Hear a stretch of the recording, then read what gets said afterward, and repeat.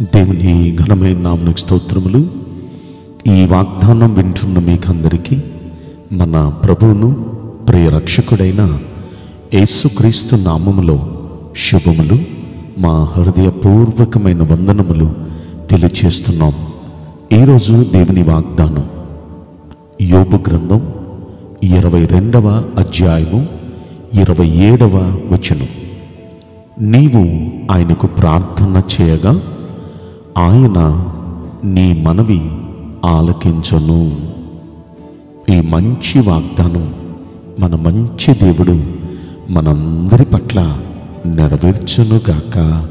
ఆమేన్. దేవుడు మన ప్రార్థనలు ఆలకిస్తే ఎంత బాగుండును. ఆయనకి మనం ప్రార్థన చేస్తేనంట ఆయన మన మనవి ఆలకిస్తాను అని ఈరోజు వాగ్దానం చేస్తున్నారు. మనం ఎలా ఉండి ప్రార్థన చేస్తే దేవుడు మన మనవి ఆలకిస్తారు? మనం ఒక్కసారి ఇదే అధ్యాయంలో మనం ముందున్న వచనాలు మనం పరిశీలిస్తే 23వ వచనంలో అలాగే 21వ వచనంలో కొన్ని మాటలు అందులో మనం చూస్తాం. 23వ వచనం మనం చూస్తే, సర్వశక్తుని వైపు నీవు తిరిగిన ఎడల. మనం మన దేవుని వైపుకు తిరగాలి మనస్ఫూర్తిగా. మన దేవుడు సర్వశక్తిమంతుడు, ఏదైనా చేయగల సమర్థుడు. మీ వ్యాధి ఎలాంటిదైనా ఆయన తగ్గించగలడు. మీ ఆర్థిక ఇబ్బందులు, అప్పులు ఎలాంటివైనా ఆయన తీర్చగలడు. మీ కుటుంబంలో ఉన్న సమస్య ఎంత జటిలమైనదైనా ఆ సమస్యకు పరిష్కారం ఇవ్వగలడు. వ్యాపారంలో ఎలాంటి నష్టాలతో, వ్యతిరేక పరిస్థితులతో మీరున్నా ఆ నష్టాలన్నిటినీ ఆశీర్వాదంగా మార్చి మీ వ్యతిరేకతలన్నిటినీ అనుకూలంగా మార్చగలడు. మన దేవుడు చేయలేనిదంటూ ఏదీ లేదు. అయితే మనం మనస్ఫూర్తిగా ఆ సర్వశక్తిని వైపు విశ్వాసంతో తిరగాలి. ఆయన వైపుకు మనం తిరగాలి. లోకం, పాపం, ధనాశ, ఈ లోకంలో ఉన్న వాటి వైపు మనం చూచిన రోజులు చాలు. ఈ లోక మనుష్యుల వైపు మనం చూచిన రోజులు చాలు. ఇకనైనా సరే ఏదైనా చేసే సామర్థ్యం మీలోనే ఉందయ్యా, నువ్వు సమర్థుడవయ్యా అని మన దేవుని వైపు, సర్వశక్తుడైన దేవుని వైపు మనం మనస్ఫూర్తిగా తిరగాలి. ఇది మనం చేయాల్సిన మొదటి మంచి పని. ఇక రెండవ మంచి పని, ఆయన వైపు తిరిగిన తర్వాత ఇదే వచనంలో అంటాడు, నీ గుడారములో నుండి దుర్మార్గమును దూరముగా తొలగించిన ఎడల అంటాడు. మన గుడారం అంటే మన గుండె గుడి, మన హృదయం. మన హృదయంలో నుండి దుర్మార్గం అంటే దేవునికి ఇష్టం లేని ఏదైనా, దేవునికి ఇష్టం లేని ఆలోచనలు, దేవునికి ఇష్టం లేని మాటలు, దేవునికి ఇష్టం లేని పద్ధతులు, దేవునికి ఇష్టం లేనివి ఏమైనా సరే మన హృదయంలో నుండి మనం తొలగించేసుకోవాలి. అలా మన హృదయంలో నుండి దేవునికి ఇష్టం లేని మనం తొలగించేసుకోగలిగితే కార్యాలు చూస్తాం. ఖచ్చితంగా మనం తొలగించుకోగలగాలి. ఎందుకంటే అది ఎంత మనకు లాభకరమైందైనా దానివల్లే మనం దెబ్బతింటున్నాం. మనకి ఎంత ఇష్టమైందైనా సరే దానివల్లే మనం నష్టపడుతున్నాం. ఈ రోజున మనం కడుతున్న కష్టాలు, మన నష్టాలు, మన ఇబ్బందులు, మన అపజయాలు, వీటన్నిటికీ గల కారణం ఏంటంటే దేవునికి ఇష్టం లేని ఏవో మనలో ఉన్నాయి. వాటి వల్లే మన ప్రార్థనలకు కూడా జవాబు పొందుకోలేకపోతున్నాం.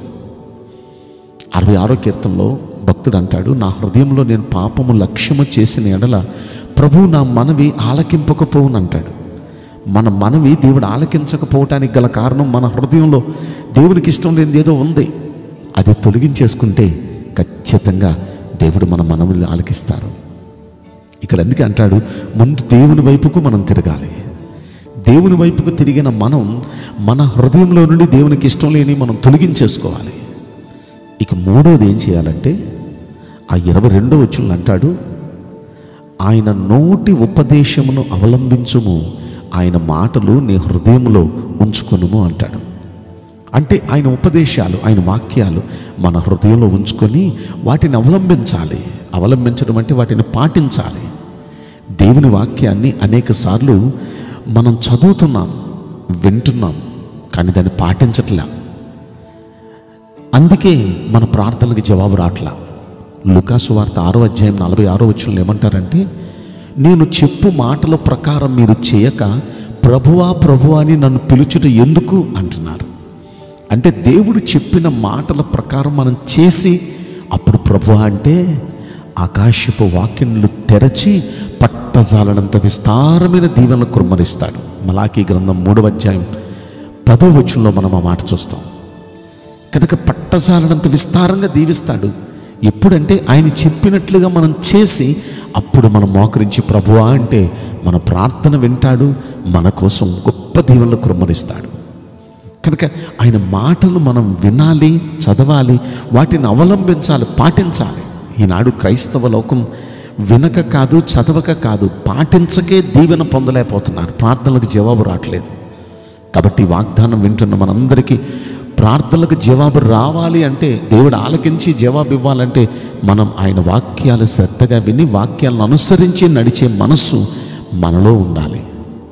4వది, ఆయనతో మనం సహవాసం చేయాలి. 21వ వచనంలో అంటారు, ఆయనతో మనం సహవాసం చేసిన ఎడల. సహవాసం చేయటం అంటే ఆయనతో మనం మోకరించి ప్రార్థనలో గడపటం, అదే సహవాసం. దేవునితో మనం ప్రార్థనలో గడుపుతున్నామంటే సహవాసం చేస్తున్నాం.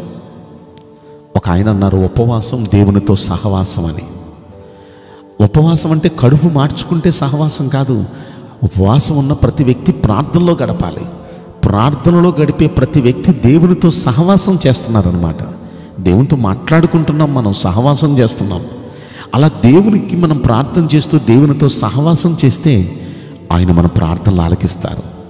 తప్పక మన ప్రార్థనలు ఆలకిస్తారు, మన ప్రార్థనలకు జవాబిస్తారు. కనుక ఈ 4 పనులు మీరు చేయగలరా? ఈ 4 పనులు చేయగలిగితే మన దేవుడు మన ప్రార్థనలు ఆలకించి తప్పక మన ప్రార్థనలకు జవాబిస్తారు. కనుక ఏంటి 4 పనులు మీరు విన్నారుగా?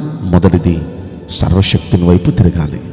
రెండవది, మన గుడారంలో నుండి దేవునికి ఇష్టం లేనివన్నీ తొలగించేసుకోవాలి. మూడవది, ఆయన వాక్యాన్ని అనుసరించి నడవాలి. 4వది, ఆయనతో ప్రార్థనలో సహవాసం చేయాలి. ఈ 4 పనులు చేద్దాం. ఖచ్చితంగా ఈరోజు వాగ్దానం, మనం ఆయనకు ప్రార్థన చేస్తే ఆయన మన మనవి ఆలకిస్తాడు. ఈ రోజు నుండి ఇలా ఉందామా? నేను మీకోసం ప్రార్థన చేయబోతున్నాను. పరిశుద్ధుడా, ప్రేమగల యేసురాజా, మీ పరిశుద్ధ బంగారు పవిత్రమైన నామమునకు నిండు మనసుతో కోట్ల కొలదిగా స్తుతులు, స్తోత్రములు, వందనాలు చెల్లిస్తున్నాం. ఈ వాగ్దానం వింటున్న ప్రియుల జీవితంలో దయచేసి ఈ వాగ్దానం నెరవేర్చి కృప చూపించండి. మీరు ప్రార్థనలు ఆలకించే దేవుడివి. అయితే మేము ఎలా ఉండి ప్రార్థన చేస్తే మీరు ఆలకిస్తారో మేము విన్నాం. అలా ఉండే మనసును మాలో ప్రతి వ్యక్తికి మీరు ప్రసాదించండి. ప్రతి వ్యక్తికి మీరు ప్రసాదించండి. ఈరోజు మొదలుకొని ఇలా జీవిస్తూ నీ బిడ్డలంతా వారి ప్రార్థనలకు జవాబు పొందునట్లుగా మీరే కృప చూపించమని ఈ కొద్ది మనవులు నజరుడని యేసుక్రీస్తు ప్రశస్తమైన నామములో మిక్కిలి వినయముతో ప్రార్థించి బ్రతిమలాడి వేడుకుంటున్నాం ప్రియ పరలోకపు తండ్రి. Amen. May God bless you all. Thank you.